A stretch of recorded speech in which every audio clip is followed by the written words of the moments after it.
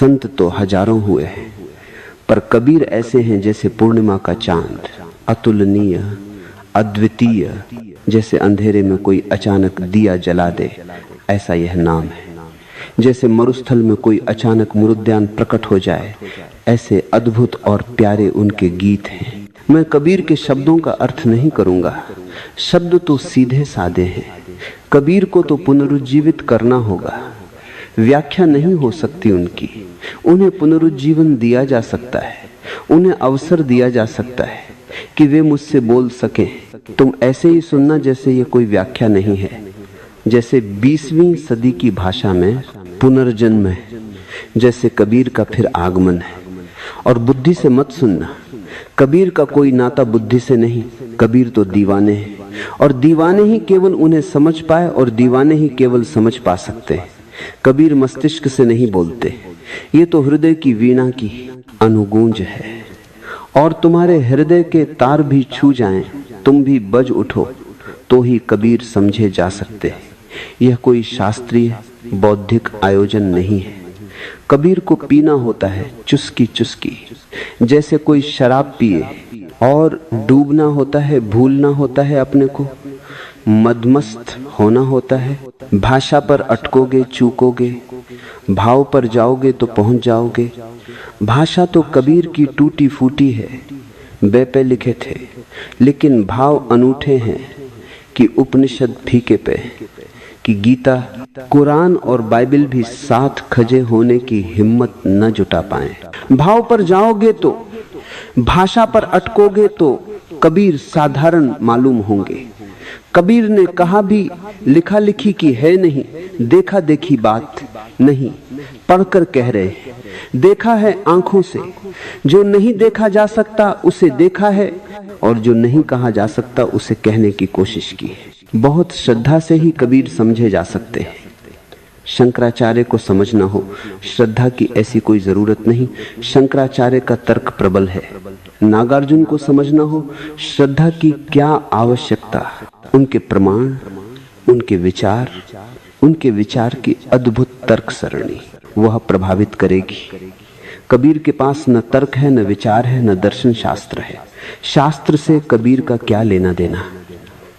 कहा कबीर ने, मसी कागज छुओ नहीं, कभी छुआ ही नहीं जीवन में कागज, स्याही से कोई नाता ही नहीं बनाया।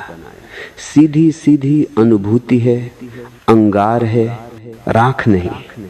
राख को तो तुम संभाल कर रख सकते हो, अंगार को संभालना हो तो श्रद्धा चाहिए, तो ही पी सकोगे यह आग।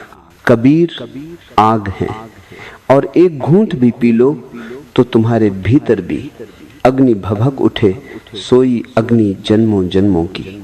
तुम भी दिए बनो, तुम्हारे भीतर भी सूरज उगे।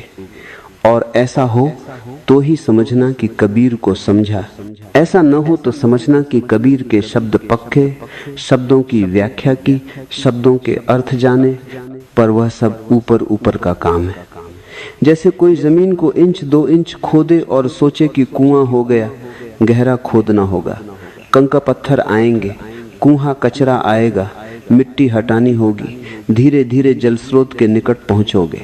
ऐसे ही हम खुदाई आज शुरू करते हैं, तुम्हारे भीतर फूल झर जाएं तो समझना कि कबीर को समझा। बांसुरी बज जाए तो समझना कि कबीर को समझा। इंद्रधनुष प्रकट हो जाएं तो समझना कि कबीर को समझा। बजने लगे स्वर पर स्वर, उठने लगे गीत पर गीत, एक अभिनव नृत्य तुम्हारे भीतर प्रारंभ हो जाए। एक महोत्सव का यह निमंत्रण है। कबीर एक आमंत्रण है, एक पुकार, एक आवाहन। चल पवो तो समझोगे। किताब के पन्ने पलटते रहे, कुछ हाथ न लगेगा। किताबों में सिवाय राख के और कुछ भी नहीं, कुछ और हो भी नहीं सकता है, कुछ और की आशा भी नहीं करनी चाहिए। गाते हैं कबीर, मोर फकीरवा मांगी जाए, मैं तो देखहूं न पौल लियो। मंगन से क्या मांगिए, बिन मांगे जो दे, कहे कबीर मैं हूं वाही को। होनी होए सो होए। कहते हैं मैं फकीर हूँ, मांगने जाता हूँ, द्वार द्वार भिक्षा का पात्र फैलाता हूँ, लेकिन एक बड़ा चमत्कार देखा कि जो मिलता है वही फकीर है। सभी यहाँ मांगने वाले हैं, यहाँ देने वाला कौन? जब तक वासना है तब तक भिखमंगापन है। कबीर कहते हैं मैं तो फकीर हूँ, भिखमंगा हूँ, द्वार द्वार भिक्षा पात्र फैलाता हूँ, लेकिन चकित हुआ हूँ ये जानकर कि हर घर में मैंने भिखमंगों को बैठे देखा और दूसरा कोई दिखाई पड़ता ही नहीं। बड़े बड़े भिखमंगे हैं, धनी भिखमंगे हैं, सम्राट भिखमंगे हैं, मगर हैं सब भिखमंगे। जब तक वासना है तब तक भीख है। जब तक तुम कह रहे हो ये और मिल जाए, ये और मिल जाए, तब तक तुम मालिक नहीं हो। जब तक मांग शेष है तब तक मालकियत कैसी? मोर फकीरवा मांगी जाए। कबीर कहते हैं मैं तो रहा फकीर, सो ठीक है कि मांगने जाता हूँ, लेकिन सम्राटों के द्वार पर भी खजे होकर राज सिंहासनों पर बैठे हुए लोगों को देखा और हैरान हुआ।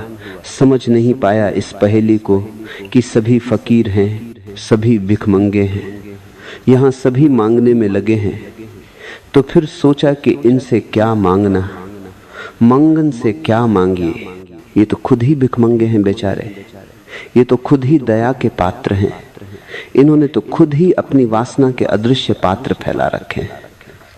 मेरा पात्र तो छोटा, मुट्ठी दो मुट्ठी से भर जाए, इनके पात्र ऐसे हैं दुष्पूर कि लाख भरो नहीं भरते, खाली के खाली साम्राज्य पी जाते, लेकिन उनका खालीपन नहीं भरता। इनसे क्या मांगू? इनसे मांगने में शर्म आती है। ये जानकर तुम्हें हैरानी होगी कि कबीर जीवन भर कप्पा ही बुनते रहे और बेचते रहे। जुलाहे थे, अपना काम जारी रखा। उनके शिष्यों ने बहुत बार कहा कि हमें शर्म लगती है, हमें संकोच होता है, हमें लाज आती है, हमें लज्जा पकती है। लोग हमें उल्टी सीधी बातें कहते हैं कि जिसके हजारों शिष्य हैं, हजारों भक्त हैं, उसको कप्पा बुनना पड़ता है, बाजार बेचने जाना पड़ता है, तो आप ये बंद क्यों नहीं कर देते? हम तो देने को राजी, जो चाहिए, जितना चाहिए उससे ज्यादा देने को राजी, क्या कमी है? लेकिन कबीर मुस्कुराते और अपना काम जारी रखा। मरते दम तक बुनते रहे कपवा, बेचते रहे कपवा। कारण यही था, मोर फकीरवा मांगी जाए, मैं तो देखो न पौलियों, मंगन से क्या मांगिए, बिन मांगे जो दे। कहे कबीर मैं हूँ वाही को, होनी होए सो होए। कबीर कहते हैं कि इसीलिए नहीं, क्या मांगू? क्या तुम्हारे ऊपर निर्भर हो? तुम तो खुद ही भिखमंगे हो, तुम्हारी तो खुद ही आकांक्षाएं पूरी नहीं हुई हैं। इससे बेहतर यही है कि उससे ही मांग लूं जो सबको देता है और जो बिन मांगे देता है, क्योंकि मांगो तो मजा चला गया, मांग कर कुछ मिला तो मजा चला गया, बिन मांगे मिल जाए तो सम्मान है, तो गौरव है, तो गरिमा है। बिन मांगे जो दे, यहाँ तो मांगे, मांगे भी कौन देता है? और मांग कर भी अगर कोई दे तो लाख एहसान जताता है। देता भी है तो किन्हीं और कारणों से देता है, दिखावे के लिए देता है, अहंकार की तृप्ति के लिए देता है। दानी महादानी समझा जाए इसलिए देता है। और जहां दान के पीछे कुछ भी आकांक्षा है, वहां दान विकृत हो गया, विषाक्त हो गया। दान तो तभी दान है जब अकारण है। यहाँ तो तुम 2 पैसे भी देते हो तो पात्रता का पता लगाते हो, योग्यता का पता लगाते हो। देते हो 2 पैसे, 2 पैसे देने के लिए कितना शोरगुल मचाते हो। कबीर कहते हैं ऐसे मांगने में मुझे रस नहीं, भिखमंगों से मांगने में मुझे खुद ही संकोच लगता है कि बेचारे वैसे ही दीनहीन हैं और इनसे कुछ लेकर 2 पैसे, इन्हें और दीनहीन कर देना क्या उचित होगा। सिकंदर जब भारत आया तो डायोजनीस से मिला, एक नंगे फकीर से। डायोजनीस से बहुत प्रभावित हुआ और सिकंदर ने कहा, डायोजनीस कुछ मांग लो, जो चाहिए हो वह मांग लो। डायोजनीस ने सिकंदर को नीचे से ऊपर तक देखा और कहा कि अभी तो तुम्हारी ही आकांक्षाओं का पात्र भरा नहीं, तुम मुझे क्या दोगे, तुमसे क्या मांगू। फिर भी तुम्हें बुरा न लगे, फिर भी तुम्हारा अपमान न हो, फिर भी अशिष्टाचार न हो जाए। इसलिए इतना मांगता हूं कि जरा हटकर खजे हो जाओ, क्योंकि मैं सुबह सुबह सूरज की धूप ले रहा था और तुम बीच में आकर खजे हो गए हो। इतना ही दे दो। और इतनी ही प्रार्थना करता हूं कि यही ख्याल रखना कि किसी व्यक्ति के और सूरज के बीच में खजे मत होना, किसी की धूप मत छीनना। बस इतना ही तुम कर सको तो बहुत है। वैसे तुम्हारे पास में कुछ देखता नहीं जो मांगने योग्य हो, और तुम्हारी ऐसी दीन दशा देखता हूं कि हो भी तुम्हारे पास तो भी मैं मांग न सकूंगा। सिकंदर एक तरफ तो हतप्रभ हुआ और एक तरफ चमत्कृत भी हुआ। पहली दफा जैसे किसी मनुष्य से मिलना हुआ था, नहीं था कुछ उसके पास, नंगा था यूं, लेकिन कैसी अलमस्ती थी। सिकंदर से भी कुछ न मांगा, सिकंदर को भी दिखा दिया कि तुम भिखमंगे हो। सूफी फकीर फरीद से उसके गांव के लोगों ने कहा कि अकबर तुम्हारे पास आता है, तुम उससे प्रार्थना करो कि गांव के लिए एक मदरसा बनवा दे। फरीद कभी अकबर से मिलने नहीं गया था, अकबर ही आता था जब उसे मिलना होता था, लेकिन जब कुछ मांगना हो तो जाना उचित है। ऐसा मानकर फरीद अकबर से मांगने गया। सुबह सुबह जल्दी गया, काम धाम में उलझ जाए अकबर, उससे पहले ही मिलाना ठीक है। पहुंचा महल, सम्मान पूर्वक उसे अंदर ले जाया गया। अकबर तब प्रार्थना कर रहा था, सुबह की नमाज पा रहा था। फरीद पीछे खड़ा रहा। अकबर ने नमाज पूरी की, दोनों हाथ आकाश की तरफ फैलाए और परमात्मा से कहा, हे प्रभु, मेरी धन संपदा बढ़ा, मेरे राज्य को बढ़ा, मुझ पर कृपा कर। फरीद उलटे पांव लौट पड़ा। अकबर उठा तो फरीद जाता हुआ दिखाई पड़ा। दौड़कर पैर पकड़ लिए और कहा, आए, पहली दफा आए और बिना एक शब्द बोले लौटे चले जाते हो, बात क्या है? कुछ मुझसे भूल चूक हो गई है? फरीद ने कहा, नहीं, तुमसे कुछ भूल चूक नहीं हुई, भूल चूक मुझसे हो गई है। मैं भी कहां भिखमंगे से भीख मांगने आ गया। गांव के लोगों ने मुझसे बहुत बार कहा तो मैंने कहा चलो ठीक। वे कहते थे कि गांव में मदरसा खुलवा दो, एक स्कूल, उसी के लिए आया था, लेकिन नहीं, अब नहीं मांगूंगा।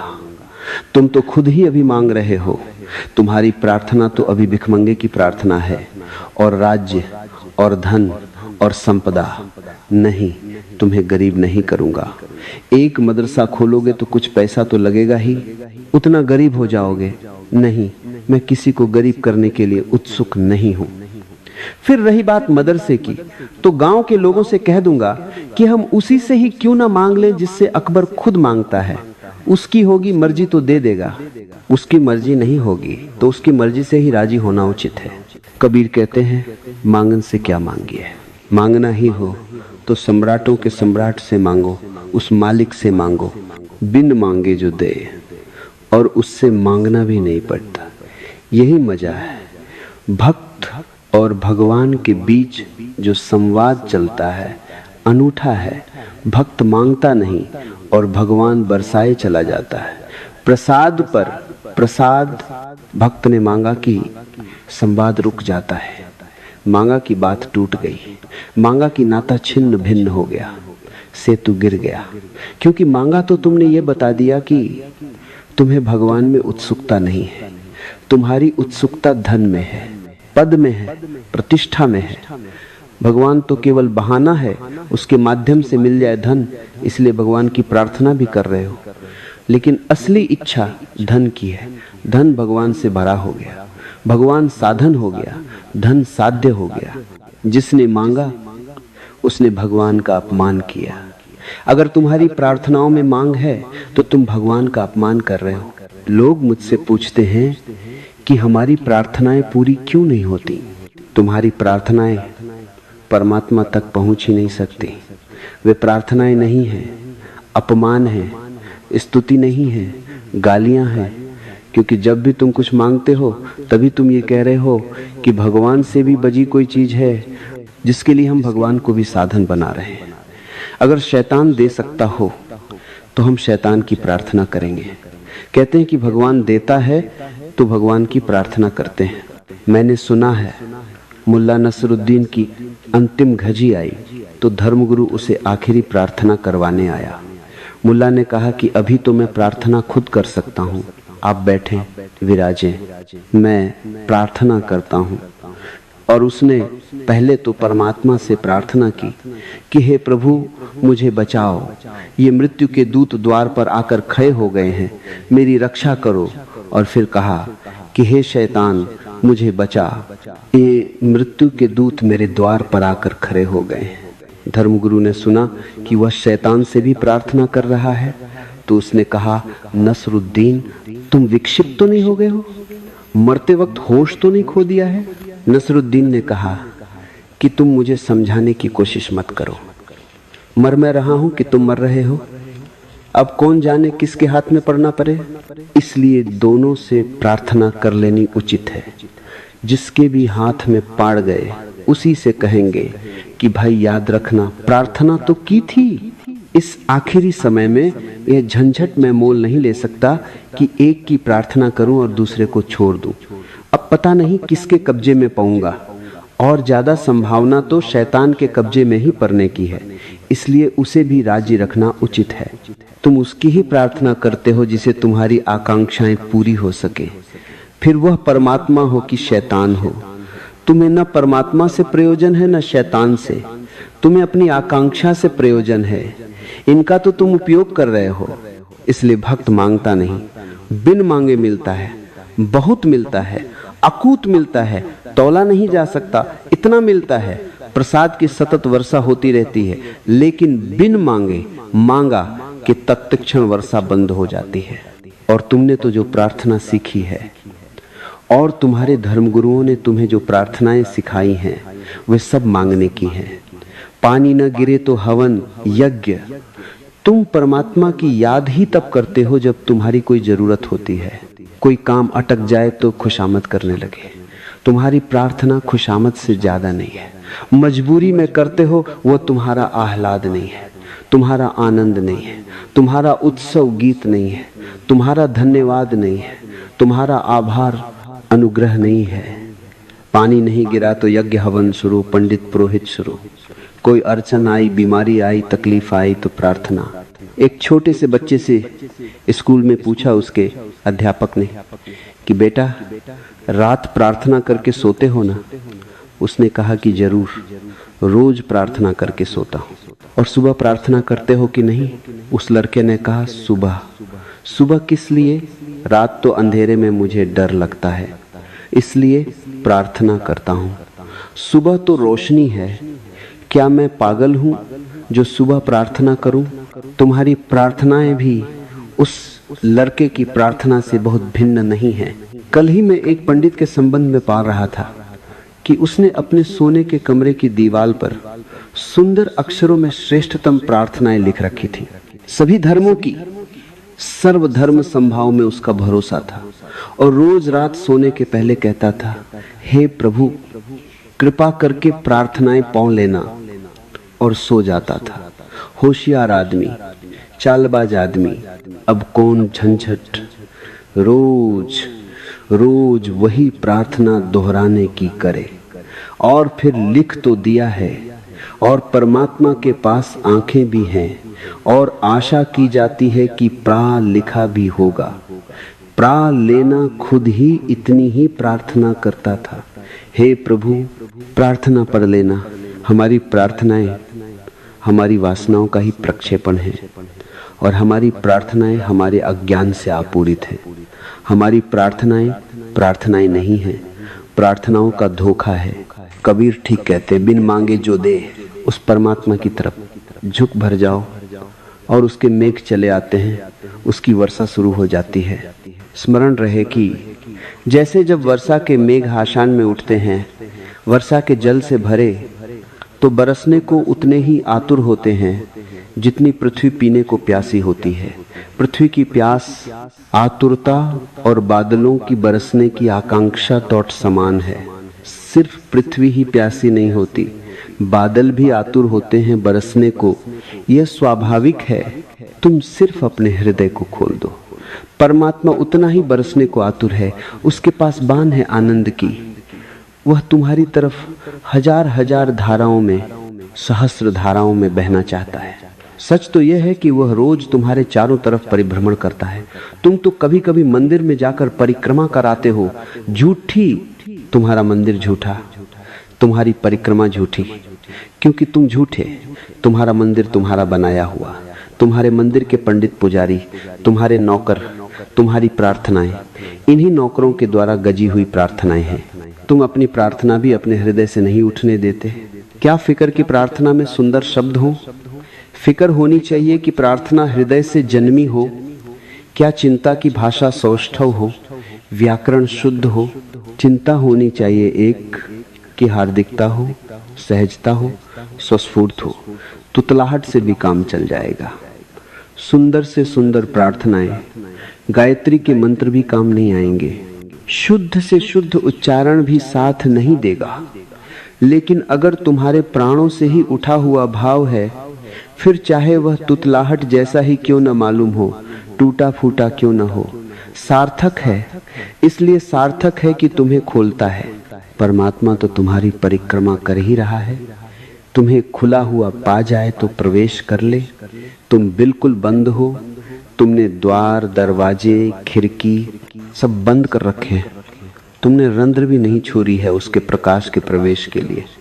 तुम ऐसे भयभीत हो कि तुमने जीवन को एक कब्र बना लिया है।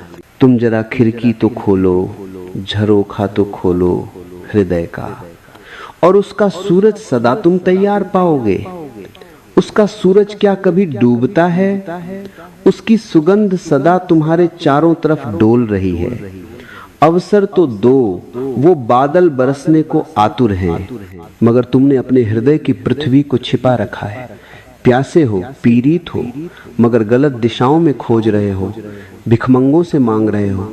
और जो दे सकता है, बिन मांगे दे सकता है, उसकी तरफ आंख नहीं उठाते। झोली फैलाओ, मांगो मत।